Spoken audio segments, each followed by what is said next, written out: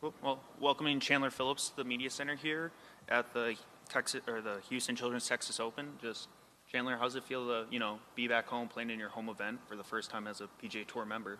Yeah, really excited.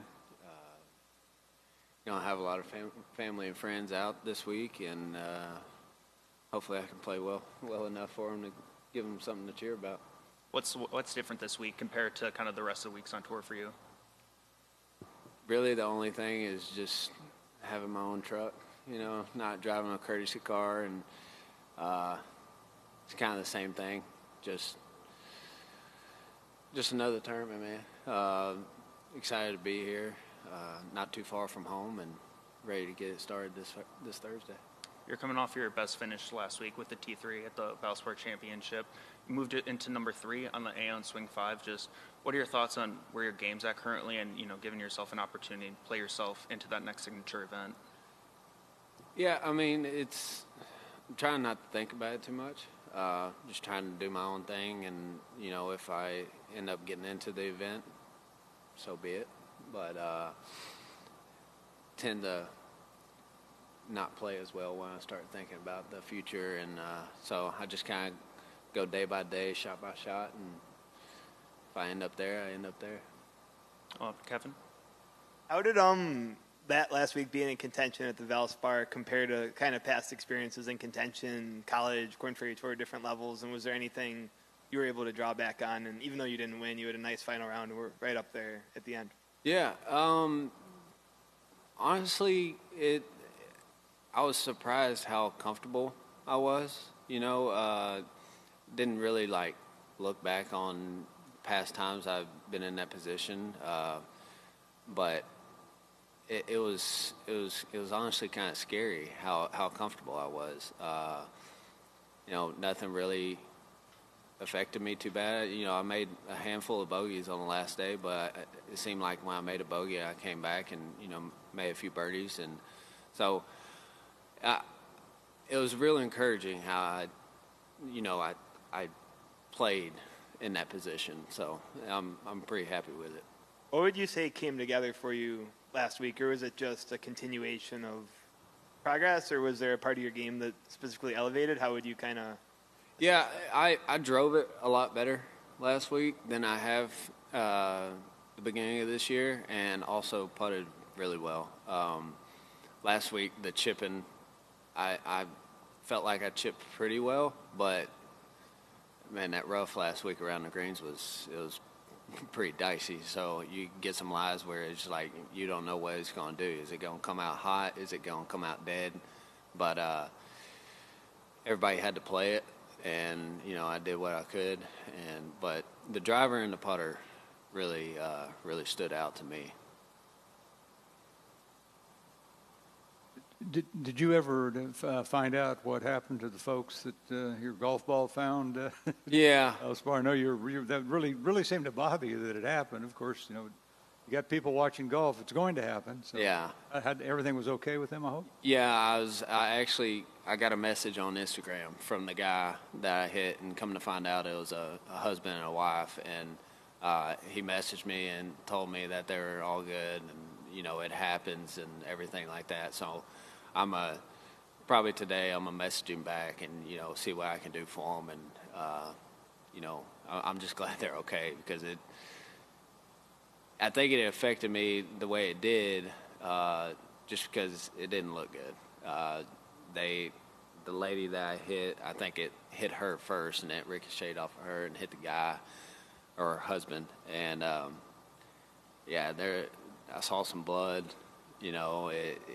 and then when you see that, you don't know how bad it is and everything like that. So I just wanted to make sure, the EMS or, trainers get to her as quick as possible and, get her wherever she needed. And it sucks, but, it is golf, and, sometimes it happens, but when it does happen, you hope it's not you, but yeah, but he did tell me that they're okay. They're fine. You're still living in College Station, correct? Sir? Where are you living now? Right now? Yeah. Yeah, I'm living in College Station. I'm from Huntsville, about an hour north of here, and yeah, I went to college at A&M, and I pretty much never left. Do you have any history with this golf course? I mean, even before it was a PGA place, did you ever play Memorial Park as a junior? Yeah, I played this course before they redid it. And then since they've redone it, I actually only played it for the grand opening. Giles and Whitey, they contacted me to come play in this grand opening like scramble tournament, but that's the only time I've played it for that. But any experience you would have had that day probably won't mean a whole lot. This was a different time of the year and everything. Yeah. I tell you the truth, I couldn't even remember any of the holes. But and really today, the wind's straight out of the north. The tournament's is supposed to be straight out of the south, and it's going to be hotter. So really and truly today was kind of pointless on, shots and everything like learning that. the course. Yeah. I mean, honestly, it was just a good walk, You're not going to be in the same positions. You're not going to have the same shots because it was pretty cold this morning.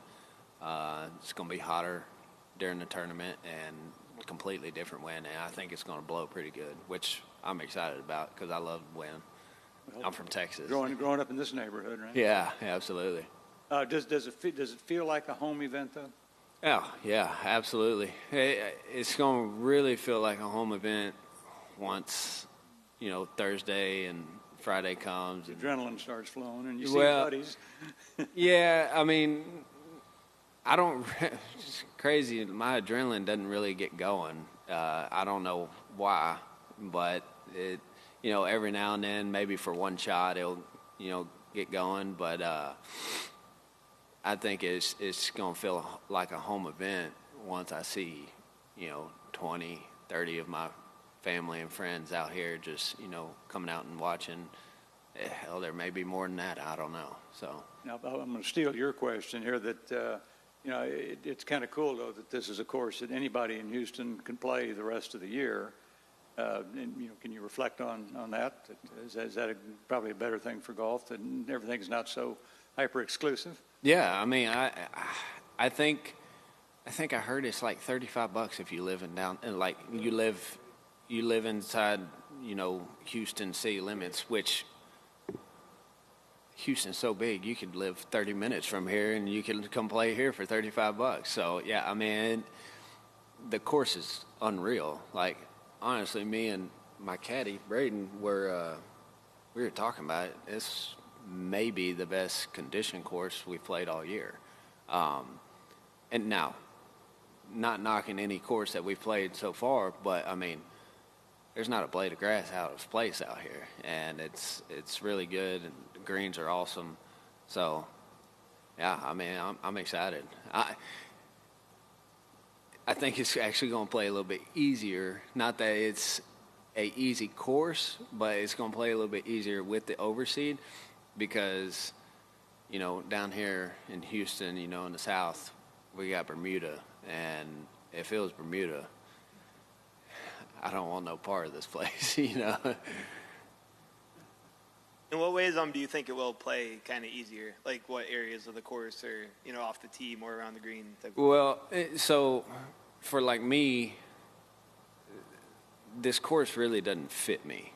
I'm not a bomber. This is a bomber's paradise. It's really long, but for me, there's really not too much rough. There's actually no rough at all. It's almost like a first cut, so every drive this week, I'm going to give it all I got, so you don't have to hit it particularly like really straight. You can kind of, have a little leeway on it, but also chipping off this stuff. I mean, you're going to have a perfect lie every time. And, you may be in a bad position and you may be able to get it up and down, where if it was Bermuda, the closest you could hit it is 30 feet, so that's the way I see it, but who knows? And you mentioned your caddy, Braden. I know it's a home game kind of for him, too, being from Beaumont. What's it been like having him on the bag, someone you've known from high school, and he said first met when you were 8 at a tournament, and kind of how that caddy partnership came together, and just having someone who's such a good player, too, on the bag with you? Yeah, hell, he beat me the week before last. Yeah, I mean, we're playing at home. I think he beat me 2 days in a row. And, I mean, he's great. He's a great player. He's a great friend, you know, great caddy. And, I mean, I think for me it's just really good to have somebody, you know, that's close, a really good friend, known him for a long time. We can just talk about anything. We ain't got to talk about golf. We can just kind of hang out and have a good time. And, you know, he knows, like, if I, you know, get down on myself or, you know, get mad or anything on the golf course, he knows how to get me out of that state of mind. And, yeah, it's been great. And What's his name? Braden Bailey. Braden, B-R-A-D-O-N? Braden. Braden Bailey. Yes, sir. From Port Neches Groves over in Beaumont. No, he actually went to Baylor. Yeah, he went to Baylor. I went to A&M. After college, he moved back home, and he didn't have really anybody to play with. And, you know, when you start playing, I feel like when you start playing professionally or, you know, even in college, it's just like college. You have teammates that you can play with, and, you know, everybody's helping each other and everything like that. But when he moved back home, he didn't really have anybody to, you know, kind of, I don't want to say like push him, but like he just didn't have anybody to have like some competition games or anything like that. So he actually moved to College Station. So he lives in College Station now also. So yeah, it's been great. What was the course that he beat you at? And what was the Our home course at Traditions in College Station. Yeah. And what about? Do you know what you shot and he shot?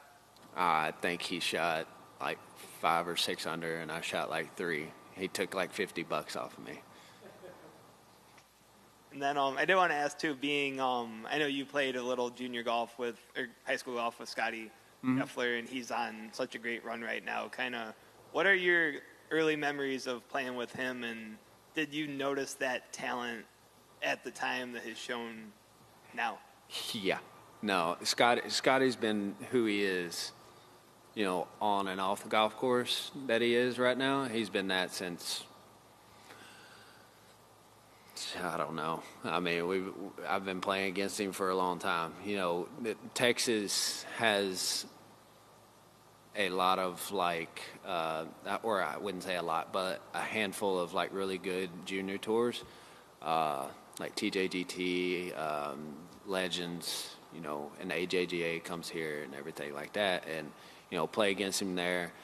And then we had to be in the same, like, Class A of state, and I played against him for 3 years. He was a year older than me. He won every year, and then he finally left, and I, you know, played well and got to win state after he left. But I was kind of glad when he left. But now I get to play against him out here, and it's awesome seeing what he's done. And, you know, especially when you know Scotty. Like, I wouldn't say that me and him are like best friends or anything, but like I've known him for a long time, and, you know, we talk to each other when we see each other, and it's really cool. And kind of a, I guess, simple or abstract question, but from your perspective, how is he so good? Why is he so good? Like, it's just unreal ball striking numbers. And what would you say? How is he able to do this? Yeah, I don't know. You're asking the wrong person. He's just an athlete. I mean, he's. I wouldn't say that he's a technical guy. I think he just has unbelievable hands and can feel it around the golf course, you know. And I mean, going back to state in high school, I think it was like my sophomore year Scotty used to play basketball in high school, and he's really good. And I remember he shows up and almost like a boot, you know. I mean, he had an ankle brace on his left ankle, and he, kind of limping. And I'm like, what happened? You know, what's going on? And come to find out, he ended up like rolling his ankle or something, like almost broke his ankle, I think, playing basketball.